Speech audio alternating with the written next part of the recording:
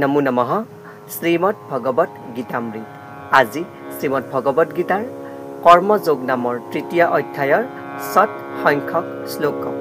এই বিশিষ্ট শ্লোকভাগী হৈছে এনে ধৰণৰ: কৰ্মেন্দ্ৰিয়াণি সংযম্য য় আস্তে মনসা স্মৰণ ইন্দ্ৰিয়াർത്থান বিমূঢ়াত্মা মিথ্যাচাৰঃ স উচ্যতে।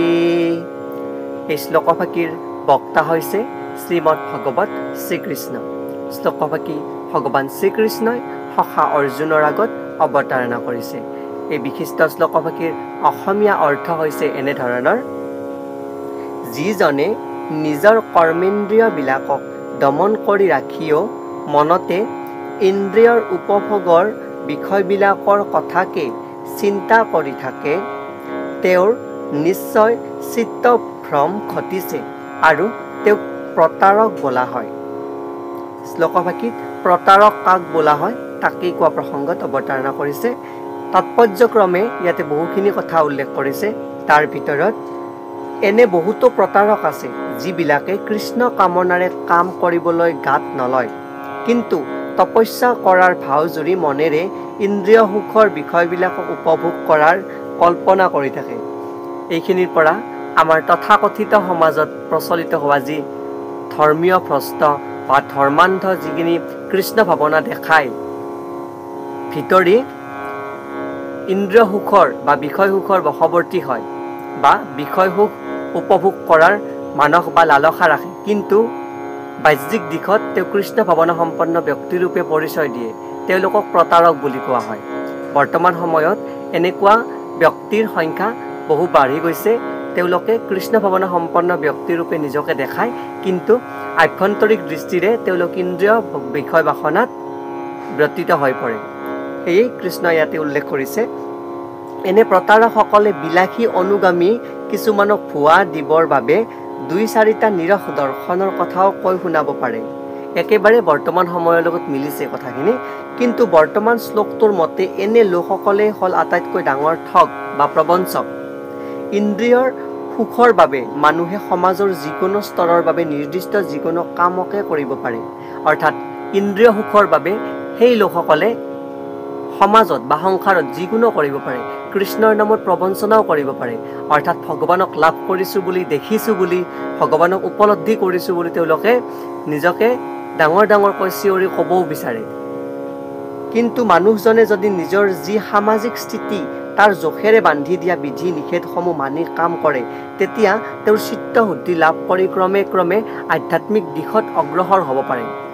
তাৰ ভিতৰতো যিসকল সেই কৃষ্ণ ভাৱনা সম্পন্ন হয়, সংসাৰে বান্ধি দিয়া যি নীতি আদৰ্শ আছে, সেই নীতি আদৰ্শক যথাযথভাৱে পালন কৰি সেই আধ্যাত্মিক প্ৰচাৰত অৱতাৰণা হয় বা এই আধ্যাত্মিক চিন্তাত অৱতাৰিত হয়, তেওঁলোকে ক্ৰমে ক্ৰমে সেই কৃষ্ণ ভাৱনাৰ আধ্যাত্মিক অৱস্থা লাভ কৰে। কিন্তু যদিহে মনত এটা আৰু বাহ্যিক দিশত এটা চিন্তা লয়, কৃষ্ণক অপপ্ৰচাৰিতভাৱে নিজকে প্ৰচাৰিত কৰিব ধৰে, তেতিয়াহ'লে সেই চিন্তা আধ্যাত্মিক ৰূপত পৰিৱৰ্তিত নহয়। কিন্তু যিজনে ভিতৰি ভিতৰি ইন্দ্ৰিয় সুখ লাভৰ অন্বেষণত থাকি বাহিৰত যোগী হোৱাৰ ভাওজোৰে তেনে লোকক মাজে মাজে ২-এটা তাত্ত্বিক কথা কৈ থাকিলেও তেওঁলোকক আটাইতকৈ ডাঙৰ ঠগ বুলি ক'ব লাগিব। তেনে লোকৰ জ্ঞানৰ কোনো মূল্য নাই, কাৰণ তেনে এজন পাপী লোকৰ জ্ঞান ভগৱানৰ মায়াই হৰি নিয়ে। তেনে প্ৰতাৰকৰ মন সদায় অপবিত্ৰ, আৰু সেইবাবে তেনে লোকৰ যৌগিক ধ্যানৰ অভিনয়ৰ কোনো মূল্য নাই।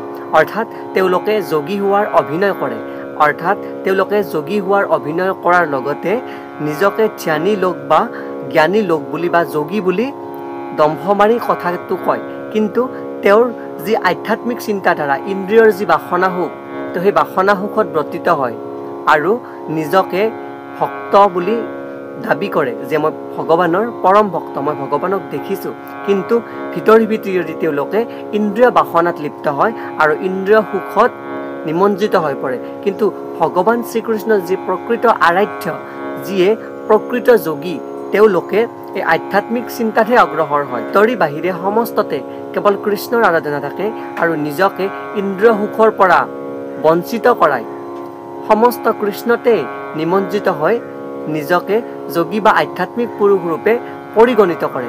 সেয়াই হৈছে প্ৰকৃত সাধক বা যোগী, আৰু যিয়ে নিজকে বাহ্যিক দিশত ভগৱানৰ স্বৰূপ বা ভগৱানৰ অংশ বুলি দম্ভ মাৰি কয়, ভিতৰি আধ্যাত্মিক সুখত নিমজ্জিত হৈ থাকে, তেওঁলোকক প্ৰতাৰক মহাপ্ৰবঞ্চক বুলি ভগৱানৰ নামত উল্লেখ কৰিছে। এয়াই উক্ত বিশিষ্ট শ্লোকভাষীৰ সৰল গুণাৰ্থ। লগতে আজি পবিত্ৰ শ্ৰাৱণ মাহৰ পূৰ্ণিমা তিথিৰ সকলোকে আন্তৰিক শুভকামনা জনালোঁ। ধন্যবাদ।